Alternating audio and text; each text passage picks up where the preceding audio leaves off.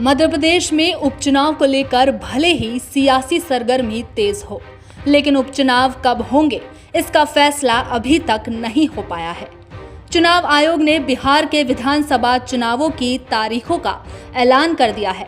वहीं मध्य प्रदेश के लिए आयोग ने 29 सितंबर को बैठक बुलाई है। ऐसे में शिवराज सरकार में दो सिंधिया समर्थकों की मुश्किलें बढ़ गई है। विधायक न होने की वजह से शिवराज सरकार में सिंधिया खेमे के 2 मंत्रियों को इस्तीफा देना पड़ सकता है। दरअसल किसी भी नेता को मंत्री पद की शपथ लेने के 6 महीने के भीतर विधानसभा का सदस्य बनना जरूरी है, नहीं तो 6 महीने पूरा होते ही मंत्री पद चला जाएगा।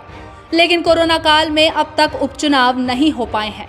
वहीं 25 सितंबर को उम्मीद लगाई जा रही थी कि चुनाव आयोग बिहार के चुनावों के साथ उपचुनावों की भी तारीखों का ऐलान कर सकता है, लेकिन ऐसा नहीं हुआ।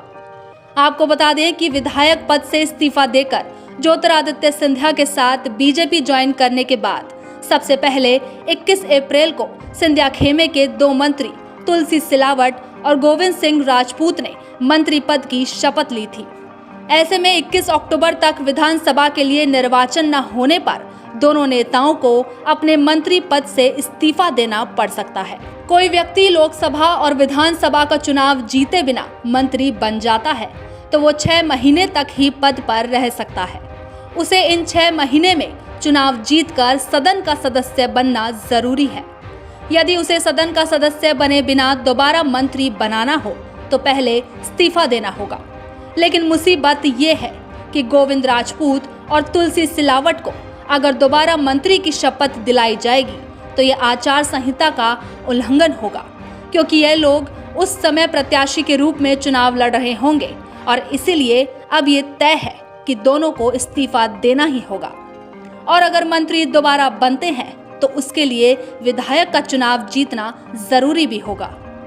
वहीं दूसरी तरफ मंत्रिमंडल में भी निर्धारित संख्या से ज्यादा मंत्री बनाए गए हैं। शिवराज मंत्रिमंडल में मुख्यमंत्री समेत कुल सदस्यों की संख्या 34 है, जो कि नियम के विरुद्ध है, क्योंकि राज्य में विधानसभा की सदस्य की संख्या 230 है। उसके अनुसार प्रदेश में अधिकतम 35 मंत्री हो सकते हैं, लेकिन 3 विधायकों की मृत्यु और 25 सिंधिया समर्थक विधायकों के इस्तीफे के कारण वर्तमान में विधानसभा की सदस्य की संख्या 202 है। ऐसे में मंत्रियों की संख्या पर भी सवाल खड़े होना लाजमी है।